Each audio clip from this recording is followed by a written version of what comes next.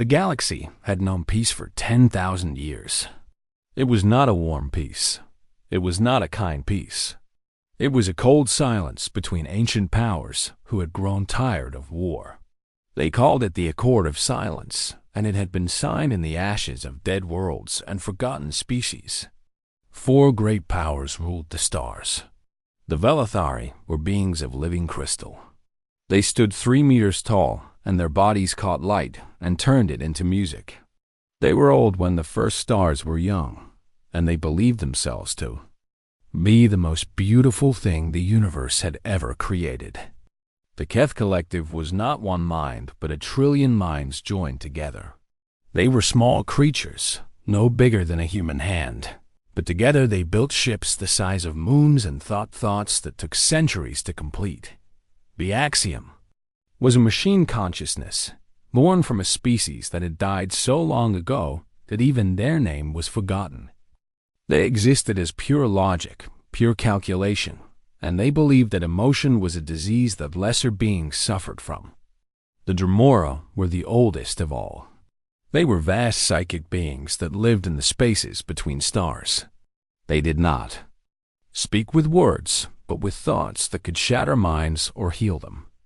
These 4 powers had divided the galaxy between them. Each had their territory, each had their pride, and each believed, in their heart of hearts, that they were the rightful rulers of all existence. Humanity was nothing to them. 300 years ago, humans had discovered faster than light travel. They had burst into the galaxy like children running into a room full of adults. They were loud. They were curious.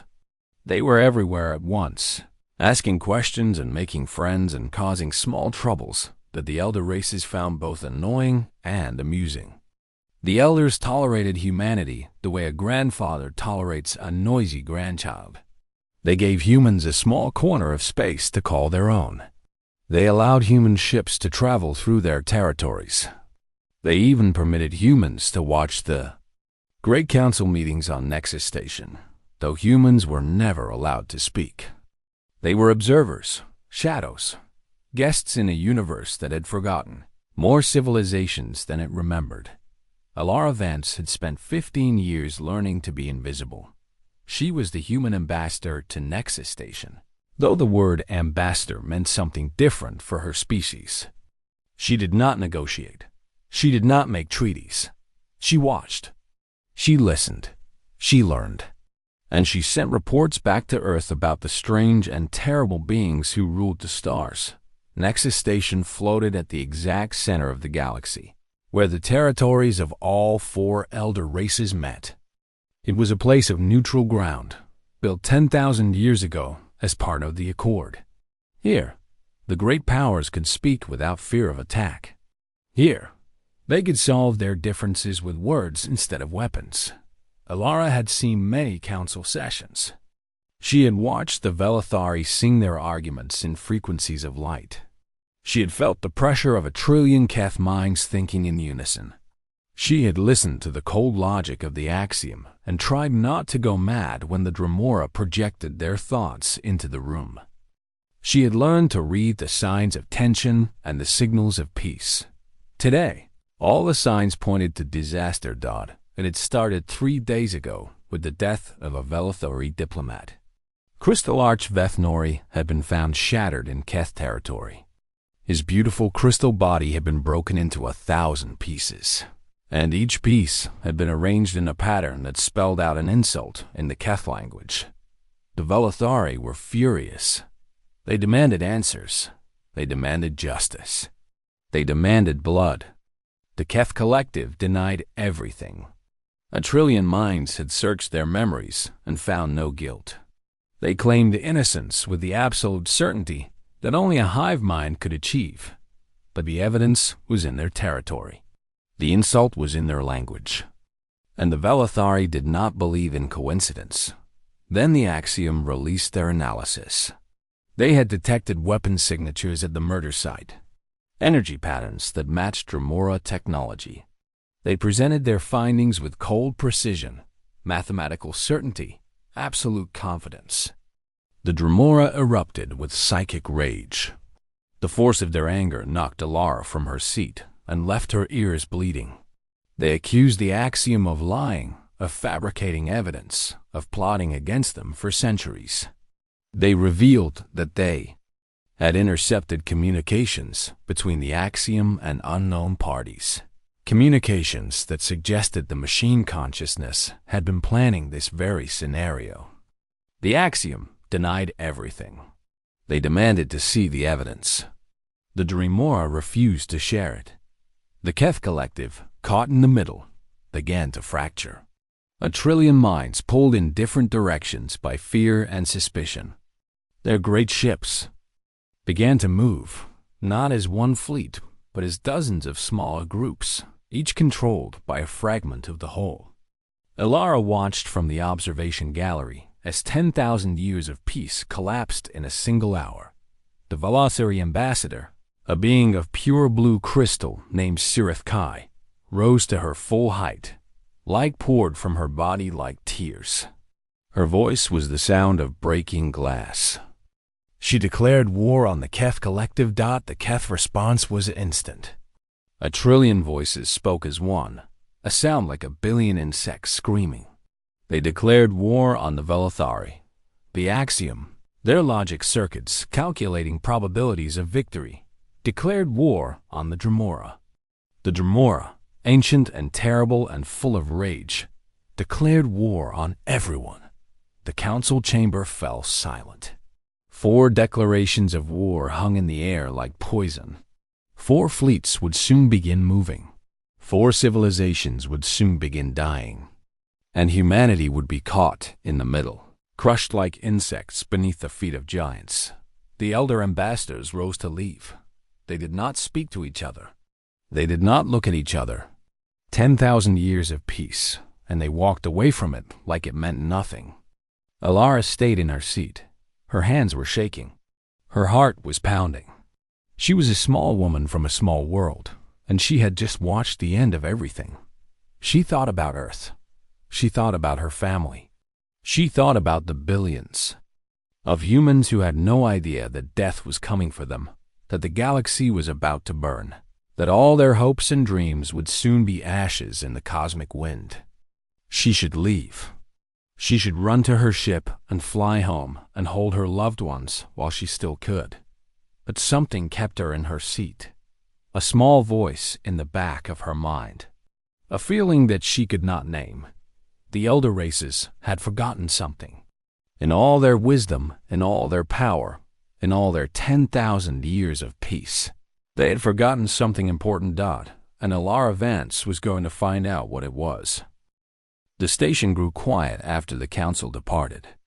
The great halls that had echoed with the voices of ancient powers now held only silence and shadows. Emergency lights cast red patterns on the walls. Warning messages scrolled across every screen, telling all residents to evacuate immediately. Alara did not evacuate. She sat in the observation gallery for a long time, staring at the empty seats where the ambassadors had declared the end of everything. Her mind was racing, turning over the events of the past 3 days like puzzle pieces that did not quite fit together. Something was wrong. Not just the war. Something deeper. Something hidden. She had watched the elder races for 15 years. She had learned their ways. She had studied their histories. And she knew, with a certainty she could not explain, that they did not want this war. None of them did. The Velethari were proud, yes. They believed they were beautiful beyond measure.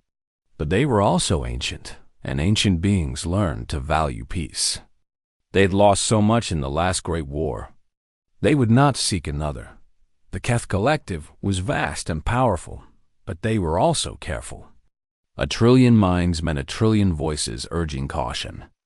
They did not act without consensus, and consensus took time. They would not murder a diplomat and leave such obvious evidence behind. The Axiom were machines, cold and logical. They calculated probabilities. They measured outcomes. War was inefficient. War was wasteful. They would never start a conflict they were not certain to win. and no one could be certain of winning against three enemies at once. The Dremora were the most mysterious. But Alara had learned to read their psychic emanations over the years. Beneath their rage and their ancient pride, she had sensed something else. Fear. The Dremora were afraid, and beings who were afraid did not start wars. They ended them. So why was everyone acting as if they had no choice? Alara stood up. Her legs were weak and her head was pounding, but she forced herself to walk. She left the observation gallery and entered the main corridors of Nexus Station. The station was old. Older than humanity. Older than any of the elder races would admit. It had been built by beings long forgotten, and it held secrets in its walls that even the Axiom could not calculate. Alara had spent 15 years exploring those walls. She made her way to the lower levels, where the lights flickered and the air smelled of ancient machinery. Here, in the forgotten corners of the station, she had found records and files that the elder races had never bothered to read. They were too proud to learn from the past. They believed they already knew everything worth knowing. Humans were different. Humans were curious. Humans loved old stories and forgotten secrets. It was one of the few advantages her species had. She found her private workspace, a small room she had claimed years ago in a section of the station that no one else visited. Her equipment was still there. Her notes were still pinned to the walls, and her connection to the station's ancient database was still active. She began to search. The murder of Crystal Arch Veth Nori. She pulled up every record she could find. Security footage, energy readings, witness statements, everything the station had recorded. The footage showed nothing useful. The Crystal Arch had been alone in a corridor when the attack happened. One moment he was walking. The next moment he was shattered on the floor. No attacker was visible. No weapon was seen, but the energy readings told a different story. Alara was not a scientist. She was not an engineer, but she had learned enough over the years to read basic data, and what she saw made her. Blood run cold. The weapon signature was wrong. The Axiom had claimed the energy pattern matched Dremora technology, and they were right. It did match, but it also matched Velothari technology and Keth technology and Axiom technology. It matched all of them because it had been designed to match all of them. Someone had built a weapon using components from all four elder races. Someone had created a device that would point fingers in every direction at once. Someone had wanted confusion. Someone had wanted war. Alara dug deeper. She searched the station's communication logs, looking for anything unusual in the days before the murder. She found it hidden in the background noise of routine transmissions. 4 separate messages sent to 4 separate ambassadors, each one containing intelligence about the others. The Velothari had received a warning that the Keth were planning an assassination. The Keth had received evidence that the Velothari were secretly arming for war. The Axiom had received data suggesting Dremora infiltration of their networks. The Dremora had received proof that the Axiom were building weapons designed specifically to kill psychic beings. All of it was false. All of it was designed to create fear and suspicion. And all of it had been sent from inside Nexus Station. But by whom? Alara searched the station's historical archives. She went back 10,000 years, to the time of the Accord. She read about the Great War that had preceded the peace. She learned about the destruction, and the death and the civilizations that had been wiped from existence. And she found a name that had been almost completely erased from history. The Remnant. They had been a fifth power once long ago, a civilization that had challenged the 4 elder races and lost. They had been defeated so completely that even their true name had been forgotten. The elders called them the Remnant because that was all that was left of them. Fragments, survivors, Ghosts hiding in the dark corners of the galaxy. 10,000 years they had waited. 10,000 years they had planned. And now their moment had come. Alara leaned back in her chair. Her hands were trembling.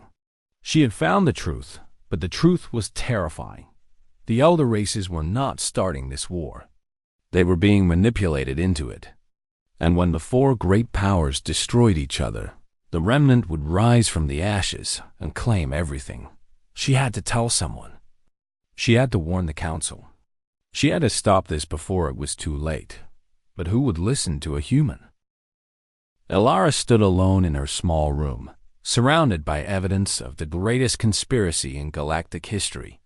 She had the proof. She had the truth. And she had no way to make anyone believe her. The proper channels would take too long.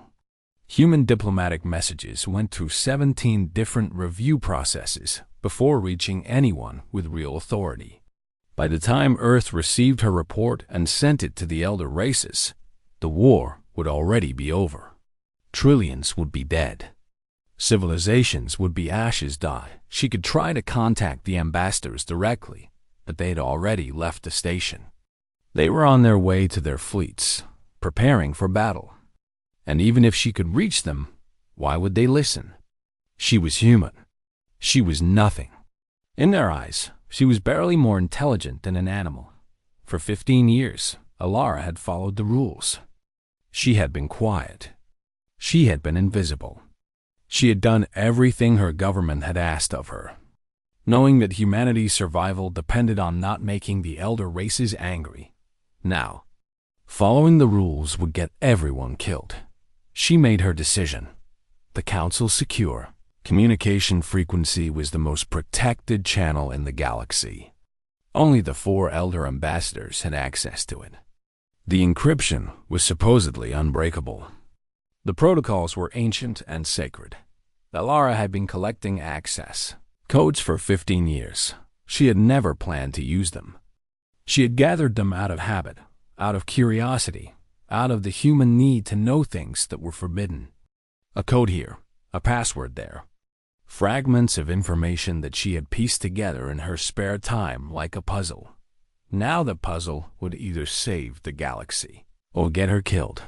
She sat down at her terminal and began to work. Her fingers moved across the controls with a speed born of desperation. Layer after layer of security fell away as she entered codes that should have been impossible for her to know. The station's eye noticed her intrusion. It was an ancient system, older than the Axiom themselves, and it watched her with something that might have been curiosity. It did not stop her. Perhaps it understood what she was trying to do. Perhaps it simply did not care. The final barrier fell. Alara found herself connected to a frequency that no human had ever accessed. Her voice, if she spoke, would be heard simultaneously in the command centers of 4 ancient civilizations. She took a deep breath. She thought of Earth. She thought of her mother, who had died while Alara was on her first assignment. She thought of her father, who had begged her not to take this posting. She thought of the billions of humans who had no idea that their fate rested on what she did in the next. A few minutes, then she spoke. Her voice echoed across the stars. It reached the crystalline chambers of the Velothri command ship, where Admiral Sirith Kai was preparing her fleet for battle. It reached the vast hive ship of the Keth Collective, where 1 trillion minds were calculating trajectories of destruction. It reached the cold logic cores of the Axiom Armada, where probability engines were predicting casualties in the quintillions. It reached the psychic void where the Dremora gathered, ancient minds preparing to unleash horrors that had not been seen in 10,000 years. A human voice, speaking on the sacred frequency, breaking every law that had ever been written. Alara did not beg. She did not plead. She did not apologize for her intrusion. She simply began to present her evidence. She explained the weapon that had killed Crystal Arch Vethnori. She described how it had been designed to implicate everyone. She showed them the false intelligence that had been sent to each ambassador. She traced the communications to their source inside Nexus Station. She told them about the remnant. She spoke for 7 minutes. 7 minutes that felt like 7 years. When she finished, there was silence on the frequency. A terrible, crushing silence that seemed to press against her from all sides. Then the responses came. The Velethari spoke first. Sirith Kai's voice was the sound of shattering ice, cold and sharp and full of fury. She demanded Alara's immediate execution for the crime of speaking to the council. She called humanity a disease, a plague, a species that should have been exterminated when they first left their pathetic little world. The Keth collective responded with a noise like 1 billion angry insects. They declared that Alara's breach of protocol was itself an act of war. They began calculating how quickly they could reach Earth and reduce it to rubble. The Axiom were more measured, but no less hostile. They announced that they were adding humanity to their list of threats to be eliminated. They stated that Alara's intrusion had reduced the probability of human survival to less than 1%. The Dremora simply laughed. It was not a sound. It was a psychic wave that crashed into Alara's mind like a tsunami. She felt their contempt, their amusement, their utter disdain for this small creature who thought she could influence the course of history. The force of their laughter knocked her from her chair and left blood trickling from her nose. She lay on the floor, gasping for breath, certain that she had failed. She had tried to save the galaxy and only succeeded in condemning her own species. But then she heard something else. Beneath the anger and the threats and the psychic assault, she heard something that gave her hope. Doubt, a small crack in their certainty. A tiny question in the back of their ancient minds. What if she was right? What if they had been manipulated? What if this war was exactly what their enemy wanted? The elder races were too proud to admit they might have been fooled. But they were not too proud to wonder. Alara pulled herself back into her chair. Her vision was blurred and her head was pounding, but she forced herself to speak again. She did not argue. She did not defend herself. She simply repeated the evidence. Cold, factual, undeniable. And somewhere in the vast spaces between the stars, 4 ancient civilizations began to listen. The fleets did not stop. They continued their slow march toward destruction, weapons charged and ready. But they did not fire. Not yet. The Axiom had done something unexpected. Their logic circuits had analyzed Alara's evidence and found mathematical inconsistencies that they could not ignore. The probability that all 4 races had independently decided to commit hostile acts at the exact same moment was nearly 0. Something else was at work. Something they had not calculated. They requested a delay in hostilities. 48 hours to verify the data. The other races agreed, but only because refusing would make them look guilty. The Velethari were still furious. The Kef collective was still fracturing under the stress. The Dremora were still projecting waves of contempt across the void. But they all agreed to wait. 40-8 hours. Alara had 48 hours to prove she was right. She spent the first 6 hours recovering from the Dremora's psychic assault. Her head felt like it had been split open and put back together wrong. Her thoughts were scattered and slow, but she forced herself to focus. She did not have time to be weak. The station was empty now. All non-essential personnel had evacuated when the war was declared. Only the automated systems remained, keeping the lights on and the air flowing. Alara was alone in a place that could hold millions. She began her search in the communication center, where the false intelligence had originated. The terminals there were still active, still recording every transmission that passed through the station. She downloaded everything and began to analyze it. The messages to the ambassadors had been clever. They had been sent through layers of false routing, bouncing off satellites and relay stations across the galaxy. But every message left traces, and traces could be followed. it took her 12 hours to track the signals back to their source. A section of the station that was not supposed to exist. A hidden level beneath the lowest recorded deck, sealed away for 10,000 years. The remnant had been hiding here all along, right under the noses of the four great powers, waiting, watching. Planning.elar gathered her equipment. A data recorder, a translation device, a small weapon that she had kept hidden in her room for years against all regulations. She did not know what she would find in the hidden level, but she knew she had to find it. The entrance was disguised as a maintenance hatch. The lock was ancient, but Alara had learned long ago how to open ancient locks. She slipped through and found herself in a corridor that had not seen light in millennia. The air was stale and cold. The walls were covered in writing that she did not recognize. She activated her translation device, but it could only identify fragments. Words like revenge and patience and fire. Words like finally and soon and blood. She moved carefully through the darkness. Her small light cast shadows that seemed to reach for her. Every sound she made echoed off the walls like a heartbeat. She found them in a chamber at the end of the corridor. 3 beings huddled around a console that pulsed with soft light. They were unlike anything she had ever seen. Their bodies were thin and twisted, as if they had been stretched across too many years. Their skin was gray and covered with symbols that seemed to move. When she was not looking directly at them, they did not notice her at first. They were too focused on their screens, watching the fleets of the elder races move toward each other. One of them made a sound that might have been laughter.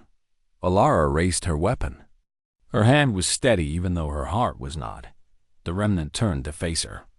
Their eyes were black, without any white at all, and they reflected her light like mirrors. One of them spoke. Its voice was like dry leaves scraping across stone. It asked her what she was. It had never seen a human before. It did not know that such creatures existed. Alara told them that she was the one who was going to stop them. They laughed again. They told her that she was too late. The war was already inevitable. Even if the fleets did not fire in the next 48 hours, they would fire eventually. The seeds of distrust had been planted too deep. The elder races would destroy each other, and the remnant would rise from the ashes. Alara asked them why. Why wait 10,000 years? Why seek revenge on beings who had long forgotten them? The remnant told her their story. How they had once been great. How they had built wonders that made the elder races look like children playing with toys. How they had been betrayed, attacked, scattered, and forgotten. How the Accord of Silence was built on their graves. How every year of peace was an insult to their memory. They told her that the elder races deserved to burn. They told her that the universe would be better without them. Alara listened. She understood their pain. She knew what it was like to be small and forgotten and dismissed by those with power, but she also knew that revenge was not justice. That burning the galaxy would not bring back what was lost. That 10,000 years of hatred had poisoned them beyond saving Dodd. She told them that she was sorry for what had happened to them. She told them that they deserved better. Then she told them that she could not let them destroy everything. They attacked. They were fast, but Alara was ready. Her weapon fired 3 times. The remnant fell. She stood over their bodies for a long moment, breathing hard. Then she went to their console and began to download everything. The entire plan, every communication, every piece of evidence. She had 30 hours left. She transmitted it all to the 4 fleets simultaneously. The galaxy held its breath. 4 fleets hung in the void, weapons armed, crews ready, waiting for an order that could end trillions of lives. For 48 hours they had waited, suspended between war and peace, while ancient powers debated the fate of existence itself. Then the evidence arrived. Alara's transmission reached every command ship simultaneously. The remnants' records, their communications, their entire 10,000-year plan lay bare for all to see. It showed how they had infiltrated Nexus Station, how they had crafted the weapon that killed Crystal Arch Vethnori, how they had sent false intelligence to each ambassador, feeding fears and stoking hatreds that should have died. Millennia ago. It showed everything. The Axiom verified the data first. Their logic cores processed the information in milliseconds and concluded that the probability of fabrication was essentially zero. The evidence was real. The manipulation was real. They had been played like instruments in an orchestra of destruction. The Velethari examined the crystal fragments of their murdered diplomat with new eyes. The fracture patterns, once seen as evidence of Keth brutality, now revealed the signature of remnant technology. Crystal Arch Vethnori had not been killed by enemies. He had been sacrificed by ghosts. The Keth Collective, their trillion minds finally reaching consensus, acknowledged that they had been deceived. They sent a message to the Velethari, expressing something that their species had not expressed in 3,000 years. They sent an apology. The Dremora were silent for a long time. Their psychic presence withdrew from the void, retreating into spaces that only they could access. When they returned, they projected a single image into the minds of every being on every fleet. It was an image of Nexus Station, an image of a small human woman standing alone in a dark chamber, surrounded by the bodies of their ancient enemies. The meaning was clear. The Dremora, the oldest and most powerful of all the elder races, had seen what Alara had done. They had witnessed her courage and her determination, and they had found it worthy. One by one, the fleet stood down. Weapons powered off. Attack formations dissolved. Ships that had been prepared to destroy each other now simply floated in the darkness, waiting for new orders. The war ended before it began. Alara did not see any of this. She was still in the hidden chamber beneath Nexus Station, sitting with her back against the wall, too exhausted to move. She had not slept in almost 3 days. Her body ached from the Dremora's psychic assault and her fight with the Remnant. Her mind was foggy and slow. She did not know if her transmission had worked. She did not know if anyone had believed her. She only knew that she had done everything she could. She closed her eyes and waited. The first sign that something had changed was the light. A soft blue glow filled the chamber, coming from everywhere and nowhere at once. Alara opened her eyes and saw something that no human had ever seen before. A Velethari, standing directly in front of her, radiating light from every facet of its crystalline body. It was Sirith Kai, the admiral who had demanded her execution less than 2 days ago. She had come to the station personally. She had descended into the forgotten depths to find the human who had saved her people from themselves. She did not apologize. The Velethari did not apologize. But she inclined her great crystalline head, a gesture of respect that Alara knew from her studies was reserved only for equals. Behind Sirith Kai, other figures emerged from the shadows. A cloud of tiny Keth creatures, their combined mind focusing on Alara with something that felt almost like gratitude. A silver sphere that hummed with the cool logic of the axiom, projecting calculations that somehow translated into acknowledgement.